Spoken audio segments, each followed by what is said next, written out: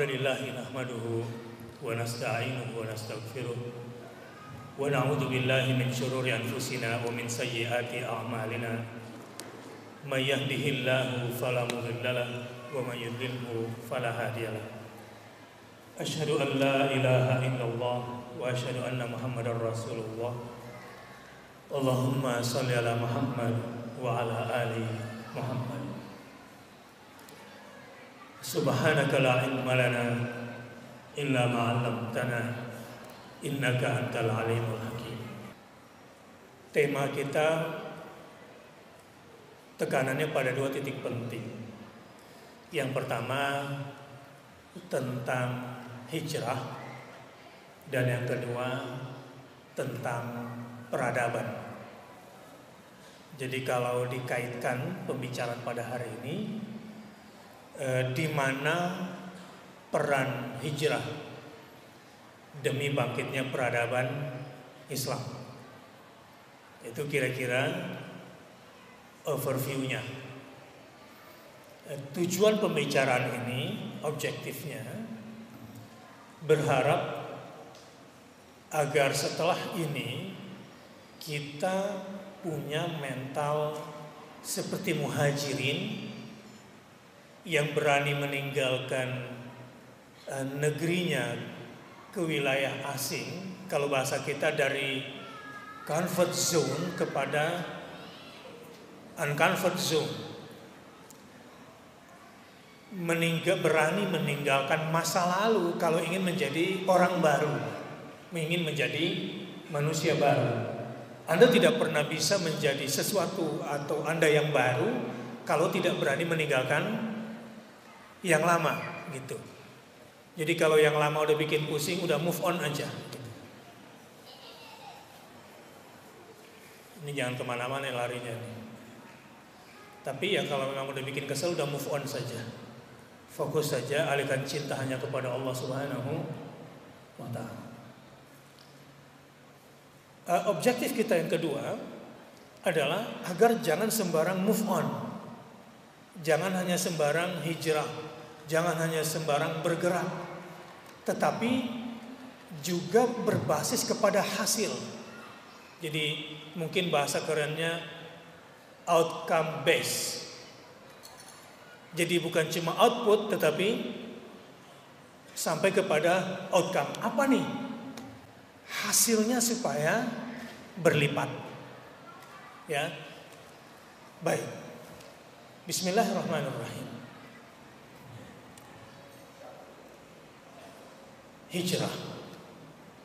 Hijrahnya Nabi SAW dan para sahabat ini adalah tauqifi. Ini persoalan instruksi dari Allah Subhanahu wa ta'ala.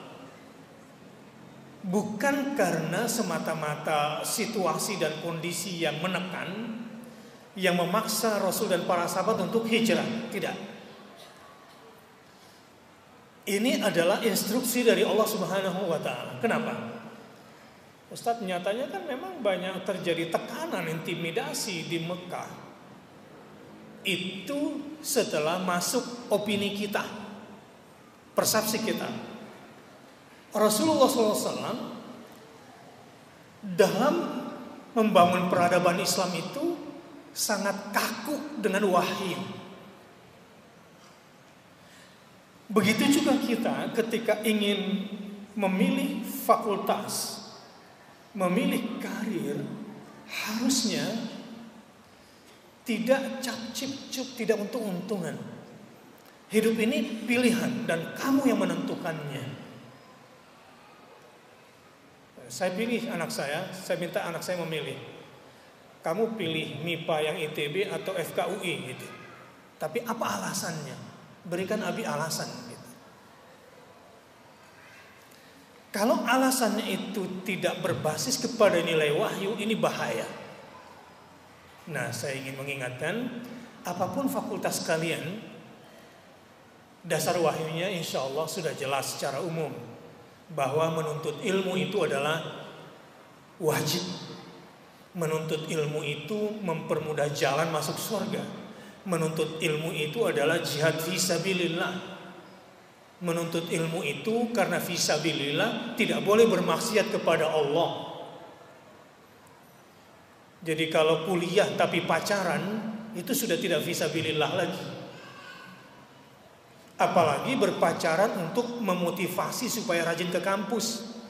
Nah itu bagaimana mungkin Anda di jalan Allah tetapi bermaksiat kepada Allah?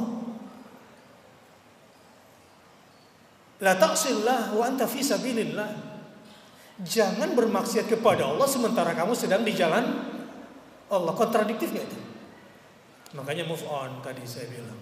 Itu salah satu hijrah anak kampus yang itu. Yang kedua hijrah pemikirannya. Ya, hijrah pemikirannya bahwa apa yang saya lakukan di kampus di UI ini dengan 4 poin yang saya sampaikan tadi, berilmu itu apa? Mencari ilmu itu apa? Wajib kan? Perintah dari Allah itu dulu nomor 1. Bahwa nanti kalau gue dapet ilmu, gue bakal cerdas, karir gue bagus, itu urusan nomor 13. Tapi yang penting di sini menuntut ilmu adalah wajib, perintah Allah. Sama kayak Anda kalau ditanya, kenapa sih lu pakai jilbab? Ya perintah Allah gitu. Masalah buat lu. Itu yang paling tinggi. Bahwa berhijab gue cakep, berhijab gue nyaman, berhijab gue sehat, berhijab gue kemudian bermartabat, itu cuma efek, itu cuma ekses. Tapi saya berhijab karena perintah Allah Subhanahu wa ta'ala. Kembali, jadi hijrahnya Rasulullah SAW itu karena perintah Allah Subhanahu wa ta'ala.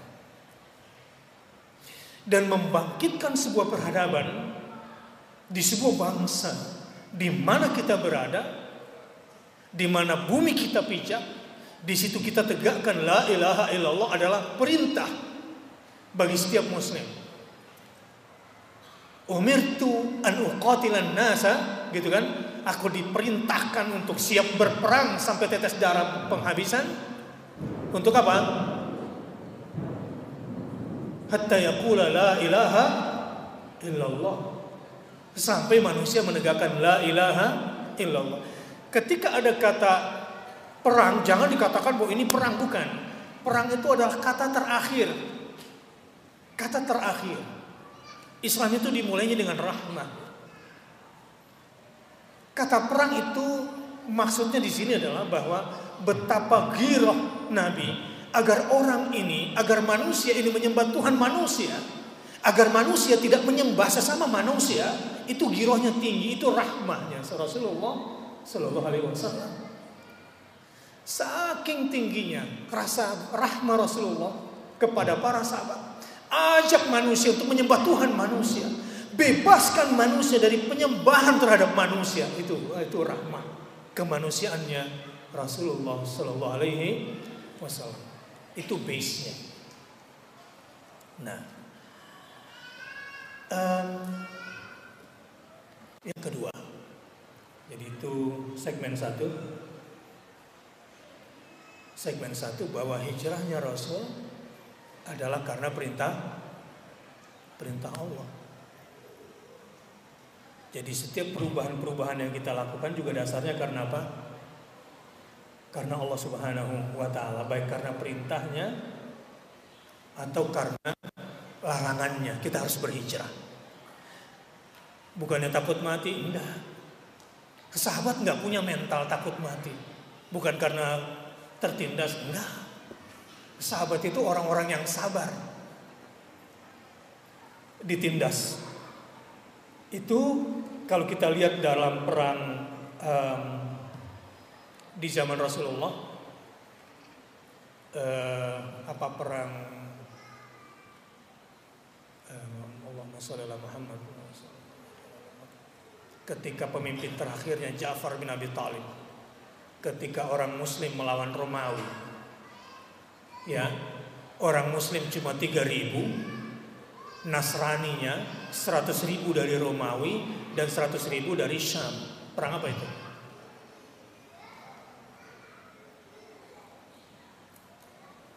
Mu'tah. Ya,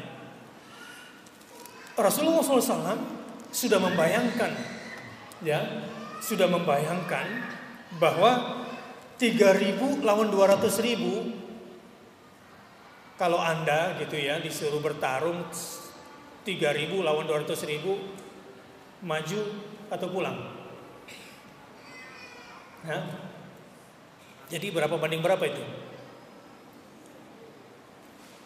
200 bagi 3 berapa? 60 berapa? Ya 66 lah ya. 66 karena 66,6666 gitu kan. 1 lawan 66. Misalnya Anda punya kakak laki-laki mau berjihad, 1 lawan 66. Anda bilang sama kakak, maju terus kak, atau jangan kak gitu. Kamu bilang apa? Halo? Oh enggak, ayatnya jelas. Ayatnya maksimal muslim itu 1:10. Hendaklah 20 orang sabar mengalahkan 200 orang kafir. Jadi 1 banding berapa? Allah tahu kalian lemah, maka hendaklah 1.000 orang mukmin mengalahkan 2.000 orang kafir. Jadi 1:2. Ya. Lu laki-laki 1 lawan 2 kabur, banci lo. Dilarang oleh agama. 1 lawan 10 nggak mundur, itu sunnah hukumnya.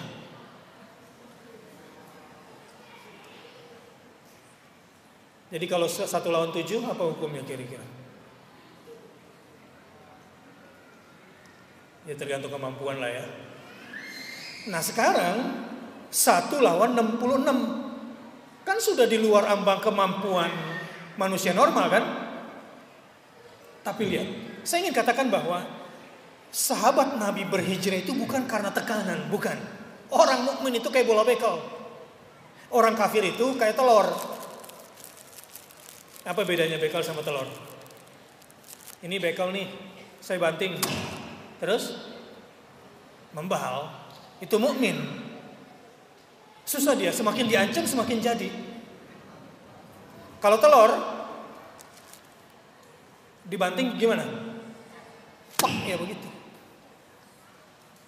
Ini karakter sahabat, kalau bahasa kitanya kira-kira dia tuh bekel jenisnya. Di tengah jalan terjadi debat, lanjut atau jangan. Karena 3.000 lawan 200.000 saat itu. Sahabat tidak tahu bahwa yang akan dihadapi ini 200.000, sementara Rasul sudah siapkan 3 pemimpinnya. Kalau si A nanti kalah atau wafat, pemimpinnya si B. Kalau si B wafat, pemimpinnya si C dari kalangan sahabat ini. Yang terakhir itu Ja'far bin Abi Thalib, yang akhirnya dibelah 2 badannya. Jadi ceritanya begini, Rasulullah sudah menduga ini bakal ada sesuatu yang berat yang akan dihadapi. Tetapi Rasulullah sudah membangun generasi terbaik pada masa itu. Rasulullah sudah membangun generasi hebat pada masa itu. Di tengah jalan ketahuanlah dari intelijen mereka, ya dari tim advance bahwa ternyata kekuatan musuh itu 1:66. Musyawarah antara pemimpin dengan tentara. Ada usul dari salah satu panglima. Bagaimana kalau keputusannya kita tanya kepada Rasulullah SAW saja? Kita lanjut atau kita pulang? Kita tanya Rasul. Apa kata pemimpinnya? Sebelum saya jawab, tolong jawab dulu pertanyaan saya. Kita perang melawan Romawi, cari hidup atau cari mati? Mati. Bagus. Yang kedua, kita menang dan kalah ukurannya karena banyak atau sedikit, atau karena pertolongan Allah. Menang itu karena apa? Hah? Karena pertolongan Allah, bukan karena banyak dan sedikit. Tidak ada ayat Al-Quran menggambarkan menang dan kalah itu karena banyak dan sedikit.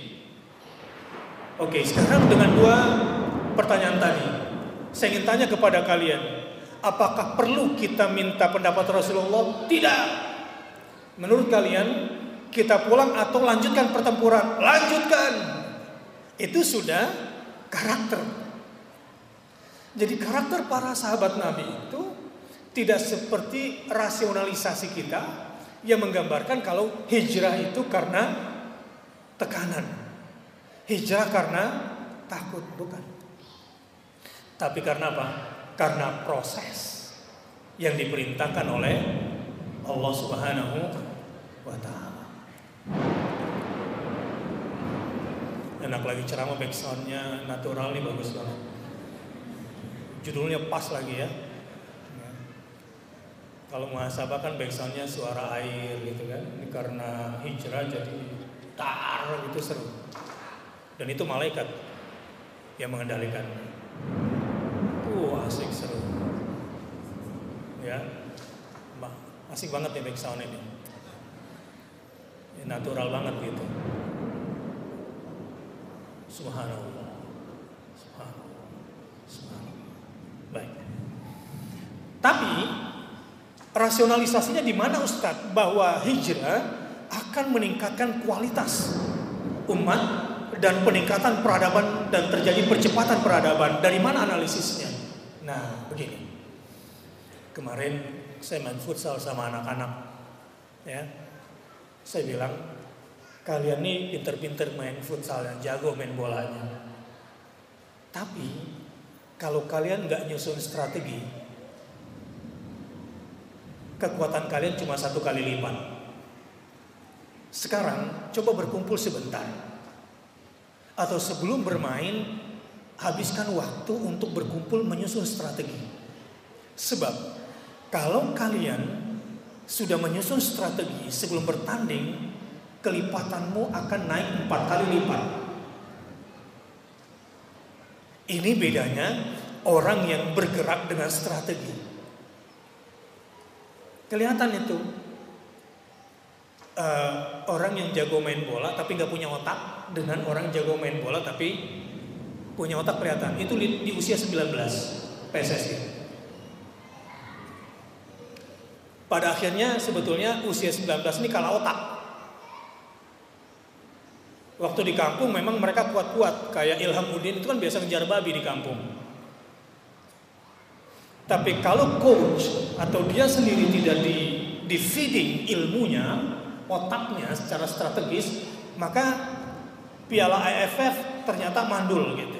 Akhirnya Indra Syafri dipecat gitu. Artinya begini, kalau kita bergerak berdasarkan strategi, insya Allah akan terjadi 4 kali kelipatan.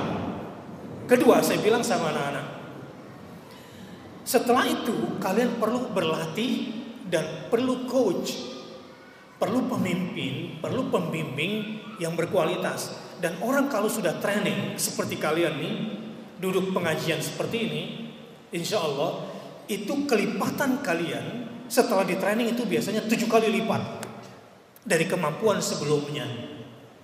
Artinya misalnya kalau tadi sebelum main futsal pakai strategi, kelipatannya berapa? 4 kali lipat. Tapi setelah kalian punya strategi, punya tim yang baik, lalu cari coach yang bagus, kelipatannya 7. Jadi 7 kali 4 berapa? 28 kali lipat kekuatan kita. Kalau dalam bahasa kerja, kira-kira gitu ya, teorinya begini. Saya tadi oret-oret dikit sambil mengutip beberapa pemikiran pakar manajemen agar peradaban kita berkembang baik. Begini, ada sistem kerja 1-0, sistem kerja 2-0, dan sistem kerja 3-0, dan sistem kerja 4-0 dalam bahasa manajemen pergerakan. Ya, nanti saya sampaikan bahasa Qur'annya. Karena giro saya mudah-mudahan setelah tabligh akbar ini di tahun baru Muharram ini Anda mendapatkan pencerahan dan bisa melakukan kelipatan-kelipatan perolehan. Kerja, kalau hanya sebatas kerja, gitu, belajar hanya sebatas belajar, Anda belajar gitu ya, tapi nggak ada strateginya. Ini sepertinya petani punya 1 hektar sawah, penghasilan panennya berapa? 10 juta rupiah. Pokoknya kerja. Yang ada dalam pikiran dia, ya inilah saya pasrah dengan sawah saya yang cuma 1 hektar penghasilan 10 juta. Saya baru bisa dapat duit 20 juta kalau saya punya punya berapa lagi sawahnya? 1 hektar lagi kan? Ini cara berpikir tidak berpikir jaringan. Begitu. Ini cara berpikirnya enggak maju. Jadi baru bisa dapat penghasilan 20 juta kalau punya sawah 1 lagi. Ini kerja 1-0 namanya. Sama kayak Anda belajar. Anda nggak bisa mendapat cum laude di UI atau mengalahkan teman Anda kalau cara belajarnya masih sistem 1-0 itu. Nggak bisa. Yang kedua, kelompok pertama itu sistem kerjanya hanya mengandalkan input tanpa mengenal proses yang baik. Apalagi berorientasi kepada output, bahkan apalagi berorientasi kepada outcome. Singkat cerita begini deh, nanti saya takut kepanjangan. Orang kalau mau meningkat penghasilannya, ya, kalau saya bekerja saya berdasarkan proses, itu sudah bagus. Tapi ini belum cukup. Sudah bagus tapi belum cukup. Karena kerja saya akan bagus kalau berorientasi kepada hasil juga. Jangan cuma proses tapi berorientasi kepada hasil. Tapi hasil juga cara berpikirnya harus lebih maju lagi. Bagaimana hasilnya berlipat gitu. Jelas? Contoh. Kalau tadi petani bekerjanya ya berorientasi kepada input. Karena sawahnya cuma 1 hektar, ya sabar, berarti income kita cuma 10 juta. Tapi kalau kita bekerja nanti berdasarkan proses, mengikuti proses yang baik dan ada visi, nah ini nanti akan mulai meningkat ini. Bahwa tanah 1 hektar sebetulnya dengan teknologi tertentu, dengan manajemen tertentu, dengan pemupukan yang baik, dengan irigasi yang baik, sebetulnya bisa panen 2 kali dalam setahun. Itu mulai meningkat. Jadi sudah berpikir kepada leadership, manajemen, teknologi sudah mulai masuk di proses. Level selanjutnya itu bekerja berdasarkan hasil. Bagaimana hasilnya? Tapi saya ingin percepat kepada langkah yang lebih maju. Bagaimana hasilnya berlipat? Seperti orang membuat jembatan, ya. Kalau orang membuat jembatan, membangun infrastruktur, di sini lemahnya Indonesia. Kita tidak concern dengan infrastruktur. Kalau orang bikin jembatan, ya, kelihatan sepertinya sesuatu yang bangun jembatan itu menguntungkan nggak bangun jembatan? Hanya orang yang punya berpikir jaringan yang bisa mengatakan jembatan ini penting. Bukan cuma sekedar kita mampu melintasi, tetapi transportasi dan terjadi proses distribusi yang lancar, ini akan menghasilkan kelipatan yang sangat besar. Itu orang-orang negara maju, mereka cukup mau mengeluarkan biaya untuk infrastruktur itu. Nah, sekarang kembali kepada dakwah Rasulullah SAW. Kenapa Rasulullah SAW kemudian mengajak kaumnya untuk berhijrah dan membangun peradaban? Saya beritahu dulu strateginya. Iman, hijrah, jihad. Innal ladzina amanu wa hajaru wa jahadu bi amwalihim wa anfusihim, gitu ya, itu akan mendapatkan rahmat Allah Subhanahu wa taala.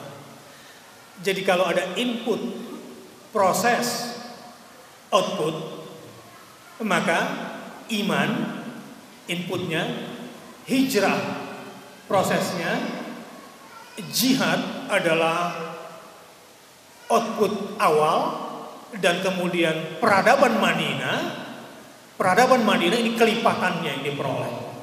Sehingga kemudian setelah Madinah terbangun, Rasulullah bisa comeback ke Mekah dan Fathu Makkah dengan wibawa yang tinggi tanpa peperangan. Rasulullah bisa menguasai kembali kota Makkah. Sehingga peradaban dunia yang basisnya di Mekah dimulai dengan ilmu, dibikin penyangga satelitnya oleh Rasulullah di Madinah untuk kemudian membangun kembali peradaban Mekah yang kemudian mendunia. Pada masa itu Rasul juga sudah membangun penyangga-penyangganya untuk peradaban Mekah itu. Di Irak itu ada 2 tempat, di Kufah dan Basrah, di Syam, di Yaman. Penyangga-penyangganya untuk membangun peradaban, dan dasarnya sebuah peradaban adalah ilmu, dan kitab peradaban itu adalah Al-Quran Al-Karim.